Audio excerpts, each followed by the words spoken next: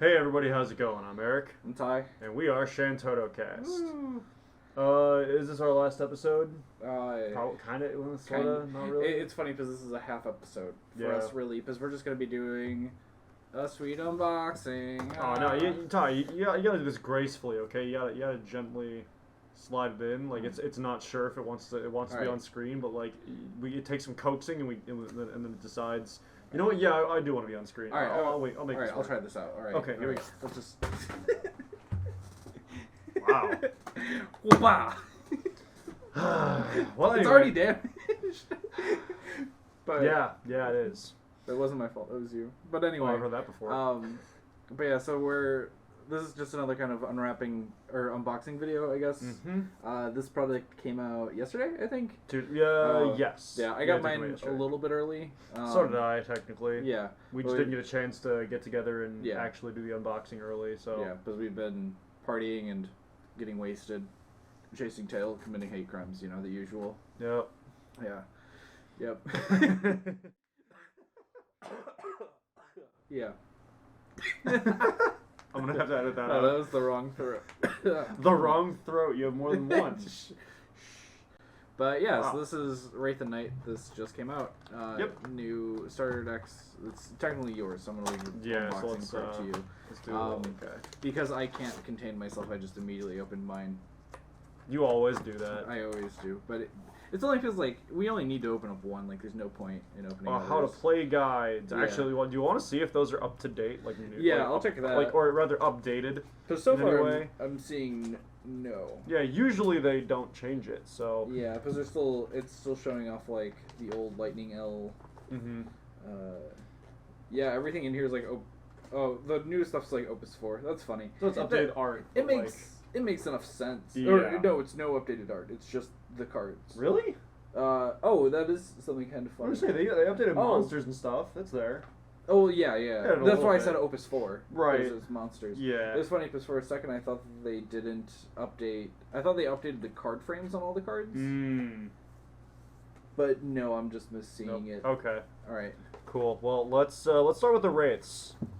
Let's go with the baddies. So this one, Wraiths is Fire and Earth. Yes. And the reprints, like, everybody kind of bought these for the Knights reprints because you get Diabolos. Yeah, there's some really, really good value reprints in this box. Obviously the most value reprint being Wind L Onion Knight. Yeah.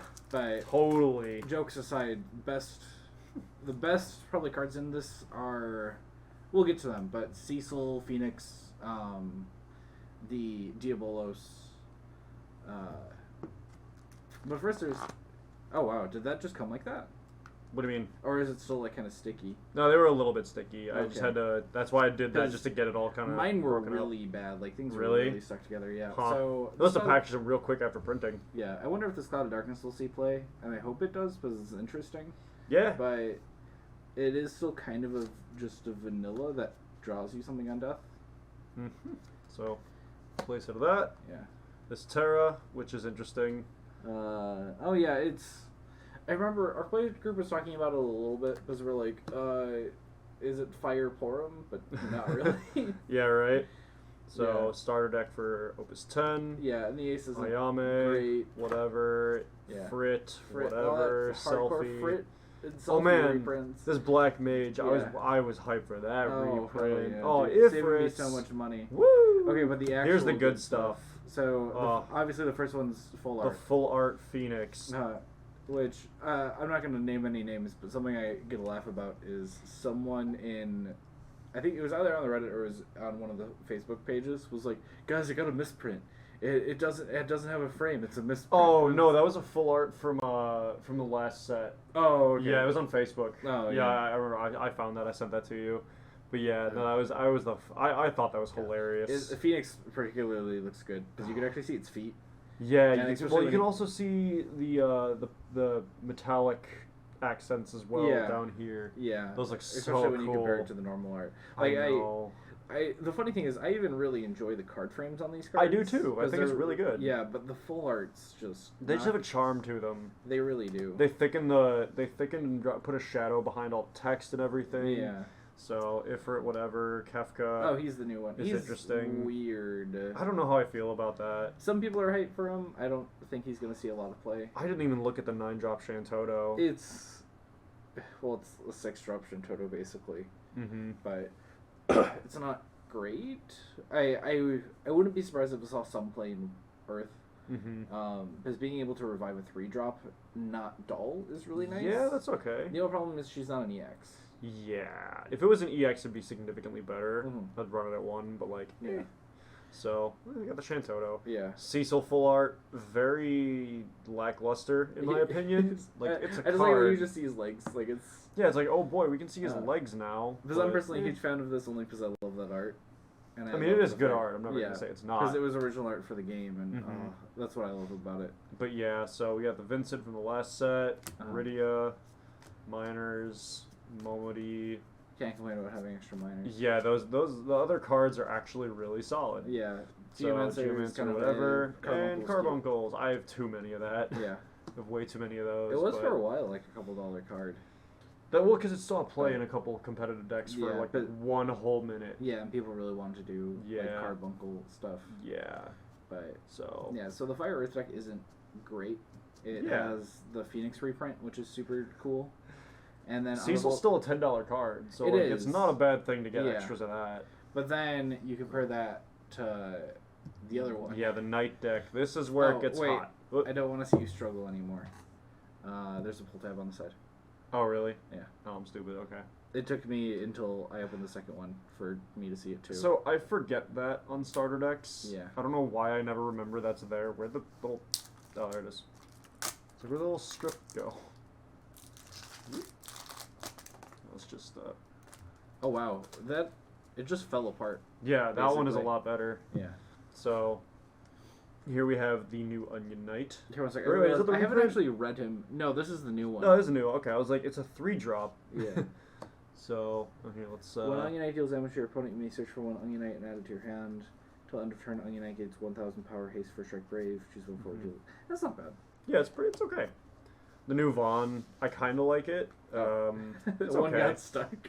Oh. Yeah, it's okay. It's a card. It's a wind card. I think it's really good. Yeah. I'm actually going to be testing it out in wind. I like this new Kane. Yeah. I do like the doesn't receive anything but battle damage. That's really cool. That's a good anti-wind and fire card. Yeah. Then this reprint, which I don't know who was excited for it, but like, it's cool. It's probably in my opinion, it's the worst reprint that we've seen. I think that's fair. Because it was a card that was already like $1. Like it didn't do a whole lot, and it makes sense within the deck. Mm-hmm. But it's just an Onion Knight. It doesn't do a whole lot. Yeah, it's nice that they included the Nora Hope package. Yeah, yeah. This Moogle, you can never have too many of these. Yeah, it's funny because like especially the backups that they put in this are really good. Oh yeah, definitely. I mean, it's kind of hard to have a bad backup lineup in wind. And then like you're generally gonna be fine. Here's the big boy. Oh, which looks so nice. It's so nice. You actually get to see that he's like actually crouching on something. I didn't notice that until I saw the full art. You can see the fog of the Inferno from beneath, and it's just it's gorgeous. Great. Oh, he's cut off. Hold on. Though let's get that over here. I do think it's a little weird that we talked about this yesterday, but I do think it's weird that we only get 2, especially when we got 3 Phoenixes. Okay, but we chatted about this. Yeah. It's too good a card to give a whole play set. But they should anyway. I mean, they're giving us enough with just the 2 already, and one's full art. I am not opposed to them only giving us 2. But here we have the new Lightning, which I kind of like it. It's got some interesting effects. I want to play around with it. I think we have enough for like a almost full Lightning deck now. Yeah, I think it'd be good in... that'll be goofy. It'll be good in Title, at least. Oh, for sure. New Ramza, so that's cool. That was a card that our play group saw... Or we talked about a lot. The Onion Knights kind of. So, Onion Knights. That's a nice reprint. Ooh, I didn't realize they I forgot this was going to be in here. Yeah, so this Lightning. And it was funny because I had a time where I picked up... I just picked up some Opus 4 packs. Just because... Like, I was competing... Or I was in an event and I was like, I want to buy something to support the store. Yeah. And I bought Opus 4 and I pulled a foil Lightning L. And I was like... I don't even remember this card being this. This card was a few bucks for a while. This red mage, so that's a good still reprint. A couple bucks. Oh yeah, I'm sure. Cannoneer's a nice reprint, and that Rama's nice. Rama's whatever. So like these decks, they're fine. It's like obviously kind of like Heroes and Villains. Everyone's gonna recommend you pick them up. If only because like when it really. Because it just gives you good reprints. Adele's a really good reprint. Yeah, Adele and Illawa's a solid. really good reprint. Illawa's hot. Diabolus is a really, really good reprint. Going over to the other deck. Yeah, let's just and then like this Von's pretty good. The Sun Unite's good. Yeah, let's show off the reprint stuff now. We can get the unique stuff out of the way. Come on. There we go. Cards are still a little bit fresh. Yeah, because like the 3 Cecil. Okay, that's not cut off. 3 Cecil is a great reprint.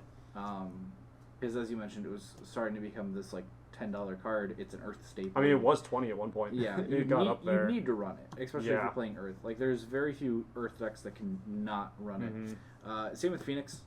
Phoenix is so good. Just the fire staple right now. It's goofy. It's really good. It's an incredibly powerful card. Where is it? Is that it? That's it. Yeah. Oh wow. Huh. Wait. So the wind one got 3 functional reprints. Oh, but this got another playset of original. Yeah, original. It got Cloud of Darkness, Terra, Kefka, and Shantotto, and Ace. Oh right. Yeah. Okay, that makes sense. Yeah. That's fine. That's cool. But these are all the like notable reprints. Adele was even a couple bucks at some point. She's still about $4. Yeah. So that's not bad. Yeah. I think at her peak she was like 8. So I mean, taking a half cut is still pretty solid. Illawa is still like a $7 card, despite her being a promo. Yeah. The full art promos though are really pricey sometimes. Yeah.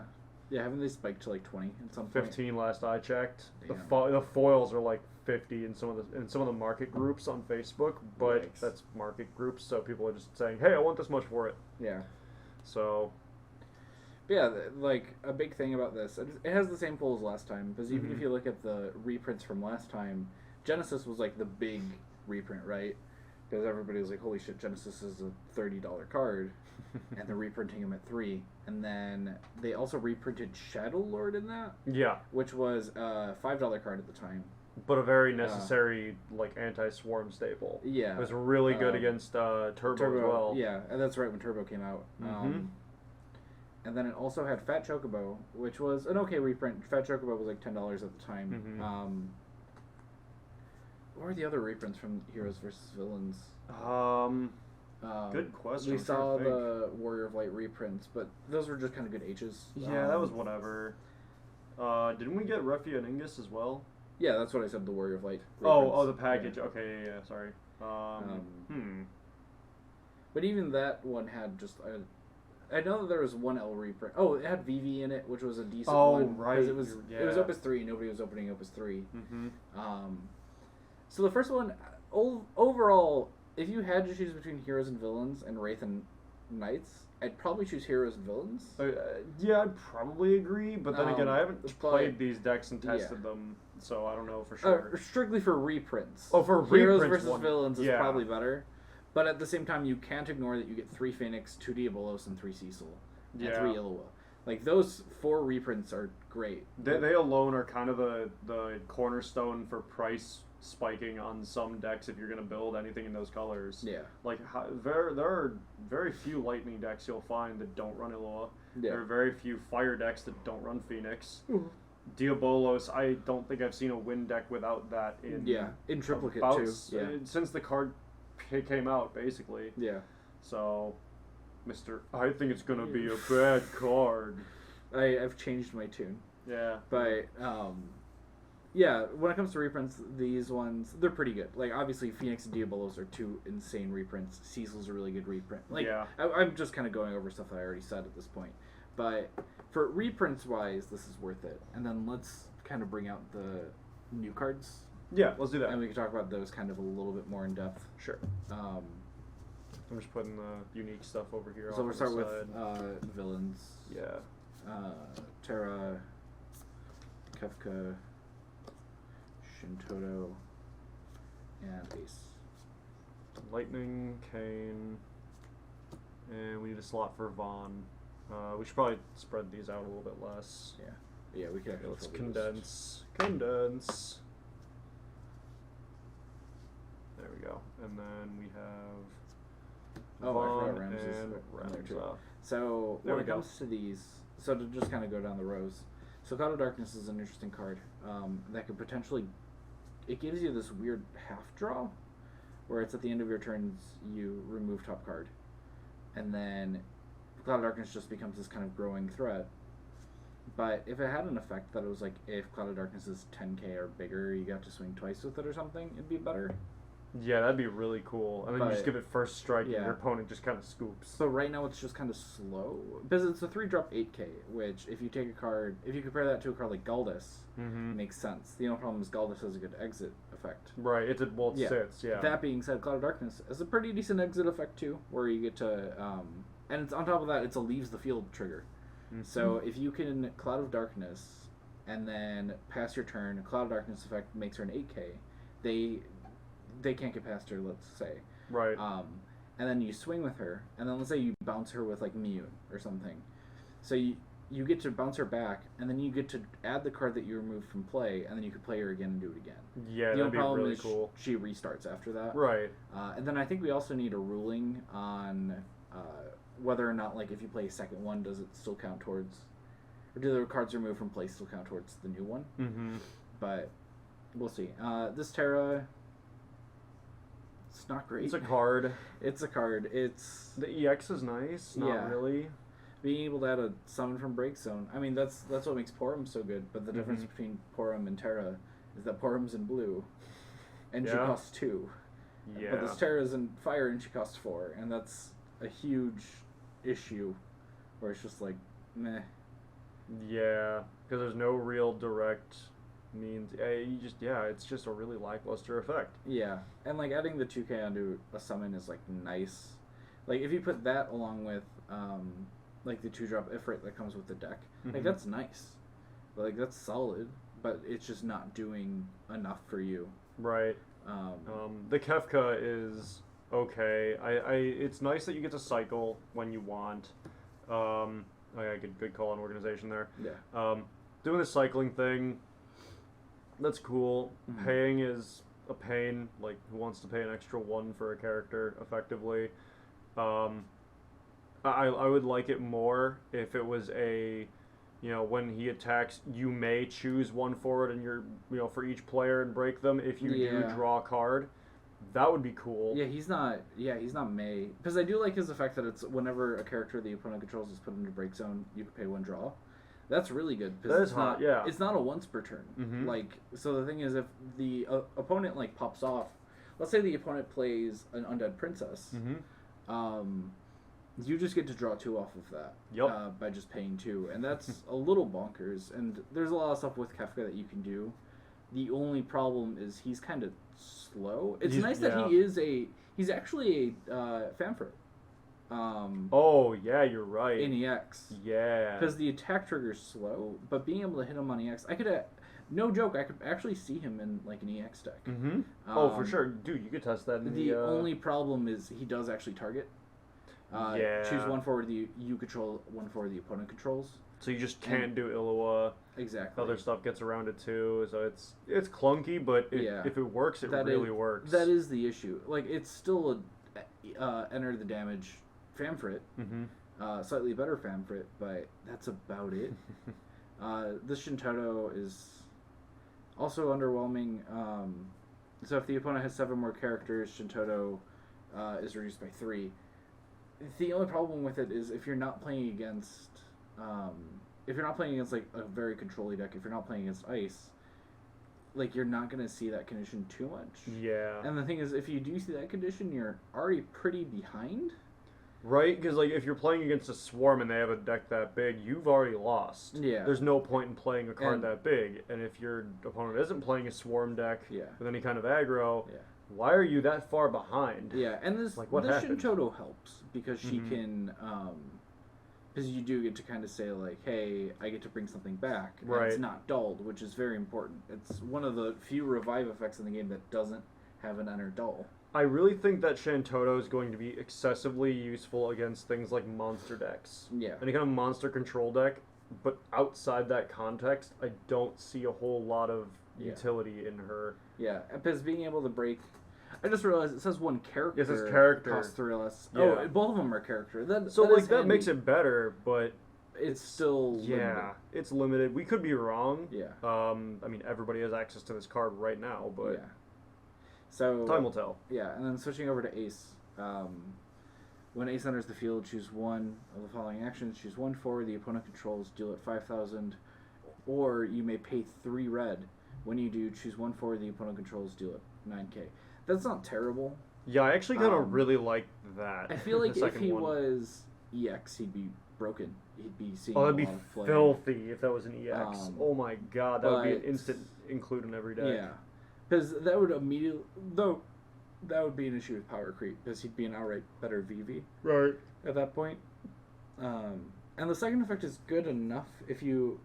Because the thing is, if you draw... Let's say you have 3 fire backups, right? Mm-hmm. And you draw into him and another fire card. Yeah. And the opponent just has like a big boy. They have like a Shadow Lord, or they have a Galdus with a... or they just have a Galdus. Right. You just ace, and then tap yourself down to kill something. Yeah. That being said, paying 5 to deal 9k to something kind of sucks. See, if but you don't get another effect. But here's the thing: you get the 9k and an additional backup on the field. It's a sticking character that you can reuse. Like then you can kill it with Lulu. Do it again later. Yeah. It's usable. I actually do want to try this in a few decks. Yeah. I do like it. Yeah, I'm not too fond of him.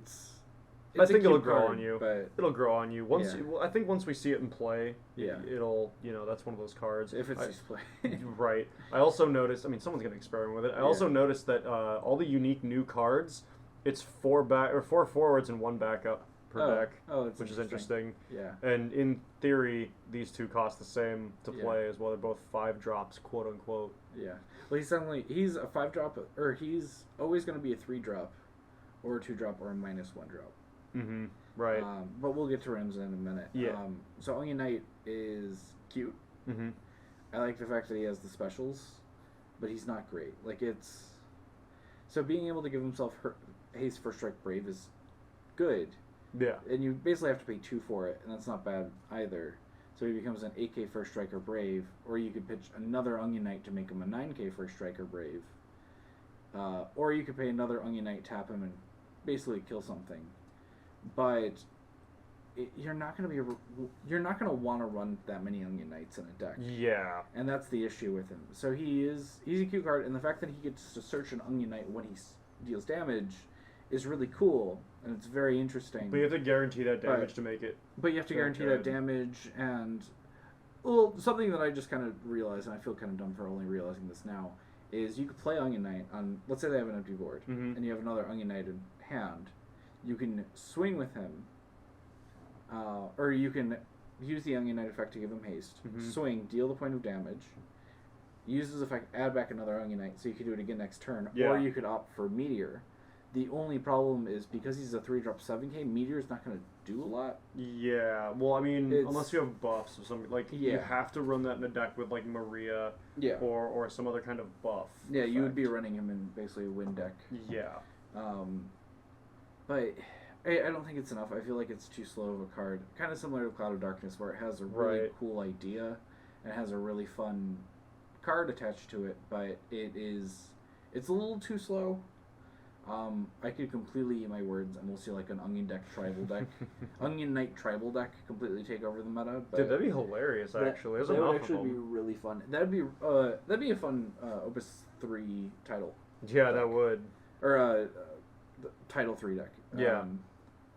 And then the lightning. Moving the lightning, I'm really indifferent about her regular ET or her ETB cost effect. Cost reduction, like whatever. Like that's nice in a 13 title deck, I guess. But otherwise, I'm not sitting here. I'm not gonna put this on any of my lightning decks. I am much more interested in her special. Yeah. Which is really good. Yeah, it's so. I have mixed feelings about this card. My big thing about it is she is kind of a 1-drop 8k. Mm-hmm. Because in lightning, it's not.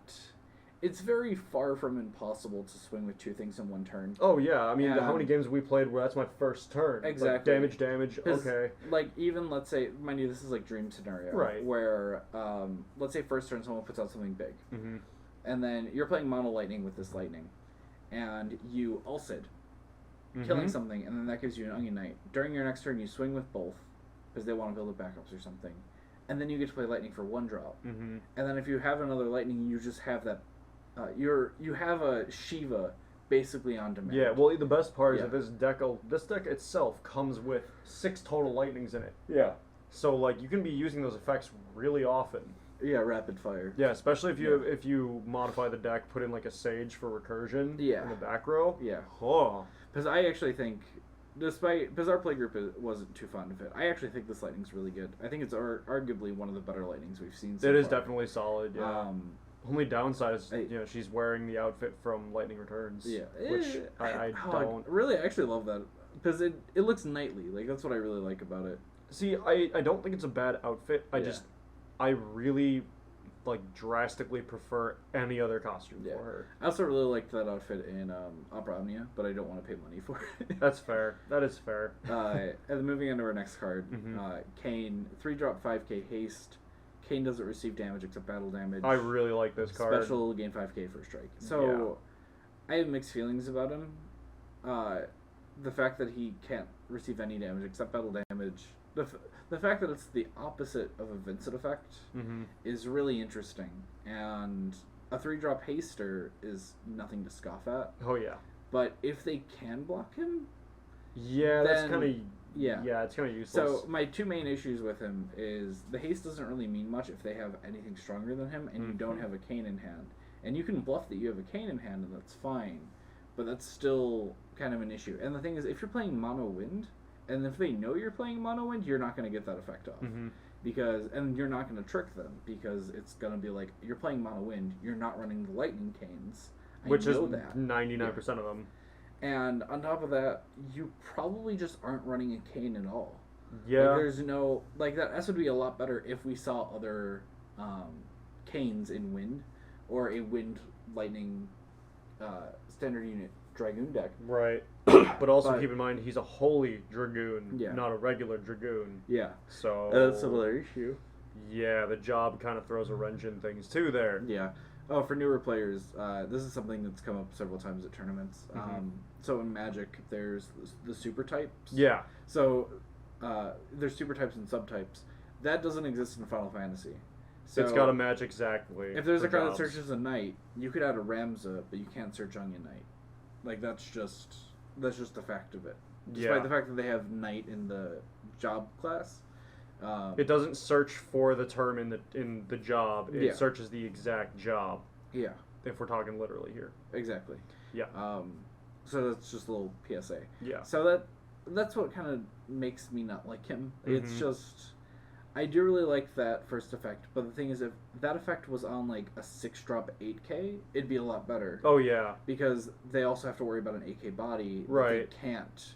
Like, just run a 6k into it and then deal extra damage. Yeah, they have to deal the 8K. It's a great card in theory, but when you put it in practice, you take it off paper and put it on paper. Yeah. You put it on a playmat. You put it on a playmat. It doesn't perform as well as expected. Yeah. So So mind you, we haven't had like any time to experiment with these cards. It's been 2 days. We're just kind of giving our first impressions. Yeah. But overall. Yeah. We're just giving our direct analysis of these cards as they are. We'll probably at some point we'll probably talk about these decks more in the we're planning on doing at some point a starter deck tournament, kind of battle royale tournament. We'll see how that goes because there's enough of them out there that we should probably figure out which one is the best. So and then last two. The card that I'm actually very excited for. I like this Vaughn a lot. Probably the best card out of this, like almost this entire deck is this Vaughn, and I could be overhyping him. and I wouldn't be surprised if I'm overhyping him. I think he is borderline a must run in Wind. You do need to run that in Wind. That's a friggin' disgusting card. 6-drop 8K with the Sky Pirate tag is already pretty good. Well, because you use Pinellos. Exactly. So you have Pinello to search him. You have so many other cards that interact with Sky Pirate. Are they good? Not really. But you have these cards. You have a Pinello that's an outright search that can buff him. And then you have other cards like Balthier, and you have Fran. You have a small engine around him. Yep. Which is why I immediately threw him into Mono Wind. But so when he enters the field, reveal top 5. Play a forward that costs 3 or less from among them onto the field, not Dull, which is already good. Yeah, that's really good. Then shuffle the other cards revealed and return them to the bottom of your deck. Damage 5, do it twice. Yeah, that's the thing. You're populating a board in one friggin' turn if you're that late in the game. So the reason why I really like him is if you put... So that's already a good effect. You put that effect in the context of Wind. Mono Wind. So obviously Mono Wind's running cards like Izamat, and they're running cards like Fina that are out of range. Yep. But the cards that are in range are Y'shtola, Zidane. Some people are still running Adele. I still run Adele. There's so many... Or Chalinka is a target. Oh, and, that's something that's insane, is you do get to do that. And then if you're at 5 damage, which, in Mono Wind isn't impossible... Yeah, it happens. You just get to do it twice. So you can get a Chalinka and a Y'shtola. You can get a Y'shtola and... What's another... And an Adele. You can... And if I'm correct, it's not color limited. So if you run Wind Water, you can hit a Porum and a Viking. If you're running Wind with Lightning, you could hit an Illawa, or an Onion Knight. The thing is, that's what's gross about him, is it's an indiscriminate 3 cost or less. Yep. That's really... Oh, that would be really good in a Ninja deck, because almost everything is 3 cost. Yeah. Literally, the only restriction on it is that it has to be a forward. Yeah. But, so what? Yeah. That's a good third of most decks. But in, off the top of my head, in, a Mono Wind list, you could hit Edge, Chalinka. If you're running this Kane, you could hit a Kane. The new Luso, if you're running that. Yeah. For Luso Yuri. I think I already mentioned Chalinka. Edge. There's so many cards that you can hit off of Vayne, and being able to dig 5 cards deep is really good. You're almost always going to hit it. Assuming that you're running a decent amount of 3 drops. And that's why I think he makes, he's probably the best card in this deck. And borderline worth picking up the deck for him. I feel like this card's going to spike to about $12-ish. Yeah. And stabilize there, for a while. Yeah. If I had more money, I would have picked up another one. Yeah. Just to hold on to it. I'm going to see how many are left at the shop after this week's hype dies down, and then I'll grab another 1 or 2. Yeah. But and then, before we finish up, we have the Ramza. So this card, he got a bit of... We talked about him a lot in our play group. Some people are really excited for him. Some people aren't. And the big reason is... Well, we'll just read the card. So 5-drop backup, not an EX. Right. Knight, which is a relevant tag. When Ramza enters the field, reveal the top 3 cards of your deck. Add 1 forward, 1 backup, and 1 summon from among them into your hand, and put the rest of the cards into the break zone. So into the break zone's a lot different than back into the deck. Because it'll be a little bit harder to find them, but you're also in Lightning, which has the most recursion, or has a good amount of recursion. Yeah. But if you don't hit any one of those, then you're just burning cards. Well, the only problem is the only way you're not going to hit those is if you hit 3 monsters. Well, right. And that's what makes him good, is so you can hit, unless we get other card types in the game, there could be some guy who's just out of the 7 card types, you're expecting to hit a forward, a summon, and a backup. Right. I mean, statistically, you're still hitting at least 1. Yeah. But a big thing about Ramza is you're almost always going to draw 1. So Ramza is kind of a 3-drop. But you also have a okay chance of getting a forward and a backup. So you can get... So he does cost 1 in that instance. Right. And you're cycling 2. And then Dream Scenario, I really doubt this... Well, I think it will happen a lot more than we want to attribute it. I think this will come up every here and there, is you will hit that 1 forward, 1 backup. Yeah. 1 summon. You'll hit that Illawa, Magus, Rama. You can't hit that. In that case, he's a free card. Right. And you are drawing 3. And that's a little insane. It's kind of like high rolling with the new Fat Chocobo, because there's times where you'll pay 4 for it and you'll draw 2, and it's like, okay, I evened out. Or you'll pay 4 for it and you'll draw 1, and you're like, okay, I paid 2 for it. Yeah. But there's also the times where you pay 4 for it and you draw 5 Chocobos, and it's just an insane tempo play. And Ramza could potentially be that. And mind you, we haven't talked about his break ability, but that's because it's bad. Yeah, you're sacrificing 1 for 1 on something that you can do it cheaper with like a dragon. Yeah, and it does let you play another Ramza, but having to rely on your opponents to have monsters. Yeah, especially when monsters are less utilized now than ever. Yeah, because if you look at like mono win decks, like mono win's running very few monsters. You're running like Death Gaze and Laic, maybe. Laic's kind of phased out now. He really has. Like, Death Gaze is your, like, only target. Yep. Is it worth running that Ramza in case of that Death Gaze? Yeah. It's not a bad target. It's definitely... I'd say it's solid. A 1 of, though. Yeah, this Ramza is probably a 1 of, maybe a 2 of, if you're desperate. Like... I mean, depends on your locals, I suppose. Yeah, if you really want draw power in your Lightning deck, it's not bad. Yeah. It's... Yeah, I like it. It's not great, but it's playable. It's very playable. I wouldn't mind running it at 1, to be honest. Yeah, I might. Just for the chance to high roll, really. Yeah. And just, monster removal isn't bad, and it's becoming more and more relevant as the game kind of grows. Like, we're starting to see, obviously ice decks are running monsters now. Yeah. There's been Baigan decks. Like, you see monsters float around. And to be able to spot remove them is pretty nice. But yeah, that's the decks. Yeah, those are the decks. We could talk about the relevance of running Geomancer, but I don't think you guys want to hear. Yeah. No, like, we've been talking for a while. Too. Yeah. What are we at? Like 25 minutes? Yeah. What are we at? Let me see here. 36 minutes. Yeah, because all the common and rare reprints are fine. They're not great, but they're like Rama's a nice reprint. The Ifrit's an okay reprint. They're all commons and rares. Everybody has a bunch of them. I do. I mean, especially for new players, the whole Hope family package is really nice. Yeah. So that's cool, but if you're not a new player, really doesn't make all that big a difference. The big thing for if you're not a new player, you want to pick them up for these. Or you want to really bling out your deck with the Phoenix and the Diabolos and stuff. Yeah. So, like, ultimately, it's kind of funny because we're being kind of down on these decks. We are. This is still great buy. They're a really good value. Like, there's a guy I was talking to at the shop the other day. He's like, yeah, my brother really likes Final Fantasy, and I'm very inexperienced with it, but we both have played Magic together. So, I know that we like card games. And I go, oh, well, good, because this is a really hot value. You're getting like $80-ish worth of cards in like a $25 package.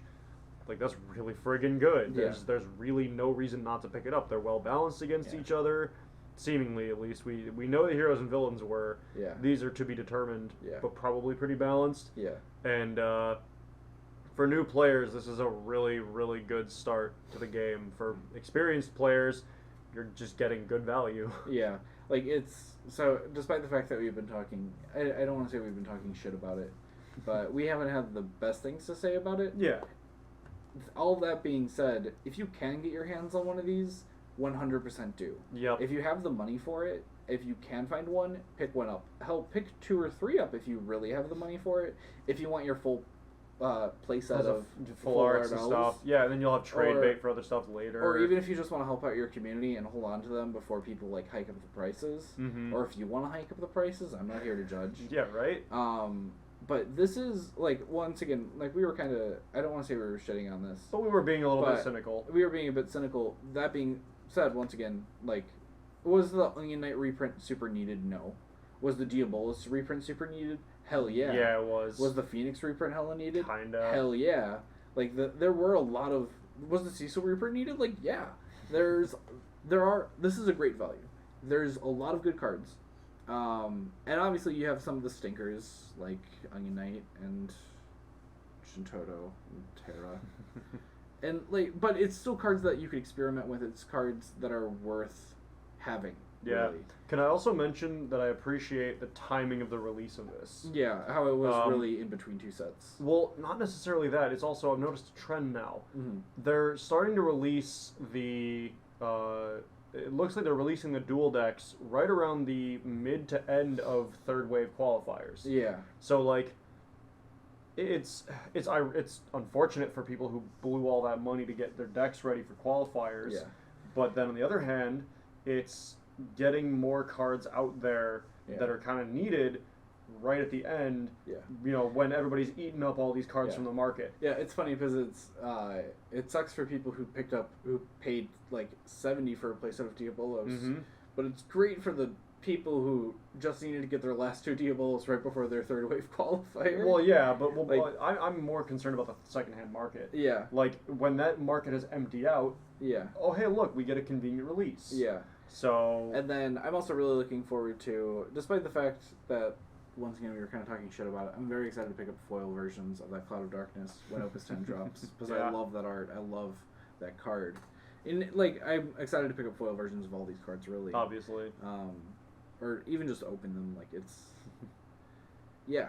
So I think we could just kind of wrap it up there. Our final ShantottoCast review is... buy it. Like, it's a good value. Yeah, it is just good value. There's no reason you shouldn't buy this. Exactly. Unless you just don't care, obviously. Unless there's literally nothing in here that you need. If you already have your playset of Diabolos, if you already have your playset of Cecil, if you already have your playset of Phoenix, like, you don't have to buy this. It'll still be a good value. Right. And it'll still be worth it. Because at least that's an extra 2 Diabolos that you could trade. If any of these cards blow up in the meta, you have your playset. Like... And I also want to give another... I think we talked about this a bit during our starter deck episode, whenever that goes up. But I have to give a shout out to Square Enix that they actually gave us playsets of the new stuff. Yeah. Like, especially coming from a Yu-Gi-Oh player, and I know I've said we're, that 5 billion times. We're going to have a separate video about Yeah. our background in card games. We talk about it here and there, but we've never actually sat down and said, hey, here's why Final Fantasy is our favorite. I think that's going to be the first episode that we, like, almost record alone from each other, where we're just going to be like, at least, because I know I'm going to go on, like, a half-hour rant about Yu-Gi-Oh! I mean, we can just swap out from the chair and just do. You want to just do that tonight when you get back from? I'm down. Yeah. Okay. Cool. Yeah. Let's do that. But having this playset, even though these not great cards, is super nice, because if you look at I almost said Street Fighter. If you look at the Yu-Gi-Oh starter decks, you get one of all the new stuff. The only exception is the what was it? The Dark Lair starter deck. I forget the name of it, where it had 2 of a really good card in it. But then it's kind of awkward because you're already buying 3 of it for another card that they only printed at 1. But yeah, ultimately it's a really good value. It's great. We don't know how well these cards are going to do in the meta. I think the Vaughn's going to be really good. Do I want to do our predictions? Let's do a prediction. Yeah, sure. So I personally think that Kefka might see some play. Cloud of Darkness might see some play. Van is definitely going to see some play. And Rems is going to see a little play. Everything else is going to see very spotted or no play. Yeah, I think the Shantotto and Terra are going to be kind of noob trap cards. Yeah. They're going to look good on the surface, and new players are going to think they're good because they don't know any different. Yeah. Not that that's a bad thing. That's just the nature of being a new player. I think Ace and Ramza are going to see some fringe play. Yeah. Vaughn is going to be a staple. Lightning is going to get experimented with exclusively in title format or in a really weird, like, Lightning Earth, Lightning character-based deck. Yeah. Oh, like no Lightning joke. Tribal, like Fogel did that one time. Well, I think that she might even see play in Warriors of Darkness. Actually, maybe. Yeah, you're right. Because so whenever I looked at this card, quick aside, whenever I look at this card, I think of someone in our playgroup, Ethan. Shoutouts to Ethan if you're listening, is running a Warriors of Darkness Eldnarsh deck that actually topped an event. He didn't win, but he got top second, 4. I think. Yeah. And that was really impressive, and it's a really fun deck to play against. It's very frustrating to play against, but this is a great card for it, especially because it's just like, okay, I swung with stuff. You still have some blockers up. Yep. I'm gonna Lightning Dull it, then Eldnarsh. Well, I think it'd be awesome if you have you put down Diana, then Alba. Yeah. Swing with the Alba with the 2 dull things. Yeah. Play the Lightning, and then their whole field is down. Yeah. Like hard.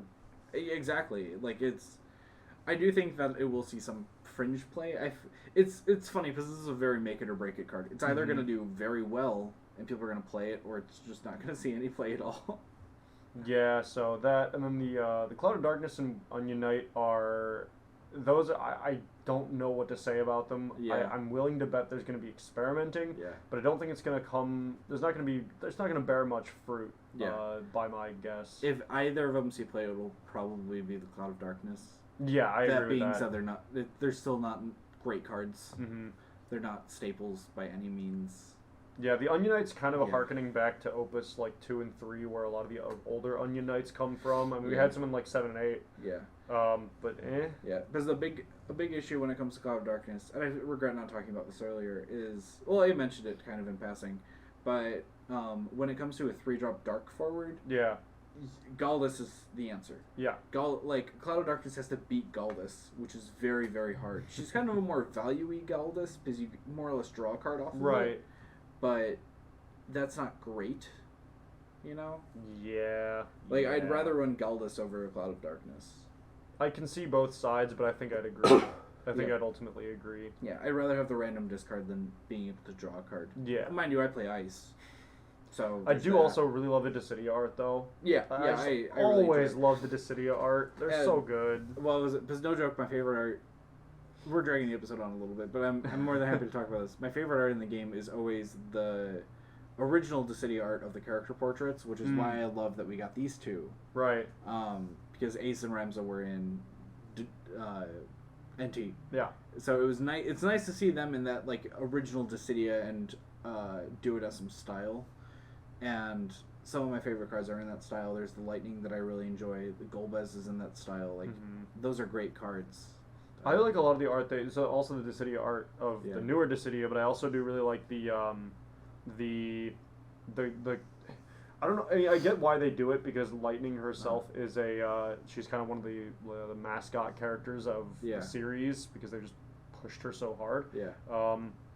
But they've given her some really cool arts on the cards. Yeah. Like she's got the one with her on the the classic picture of her on the throne. Yeah. And they've got all these different variants of her, like the where's that one? The full art. The full art, yeah, like her action shot there. Yeah, the night. And she just gets some really cool art, and I appreciate that.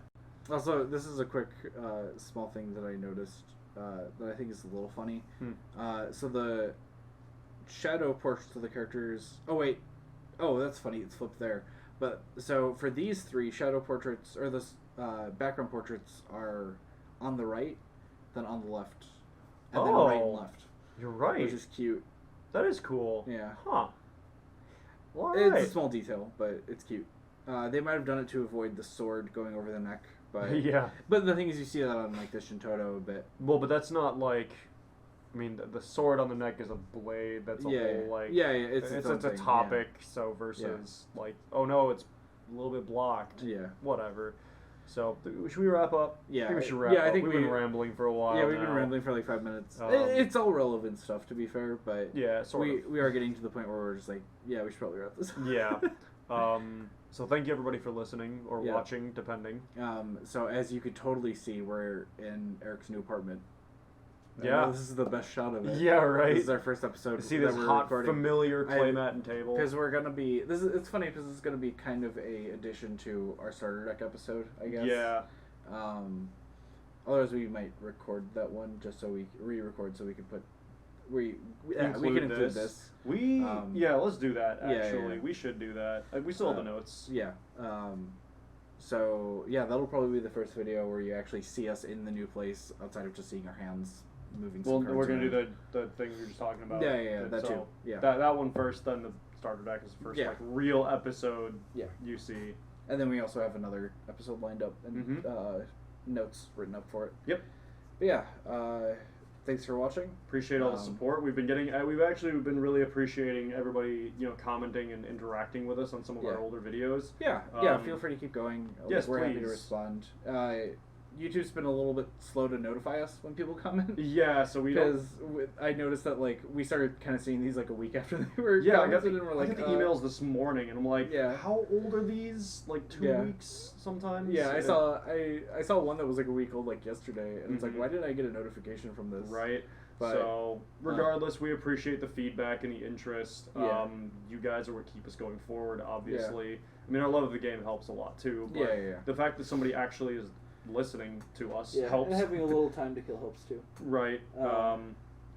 So as we move forward, we appreciate the patience with the moving and all that. Yeah. And thank you for the new subscribers we've been getting. Yeah. We were stagnant for a little while, but we're getting some action, and we appreciate it. Yeah. Feel free to donate to our Ko-fi to help. All of it goes into the show. All of it helps improve our setup. Yep. Yeah. So that'll be that. Yep. Thanks for listening, or thanks for watching. ShantottoCast forever.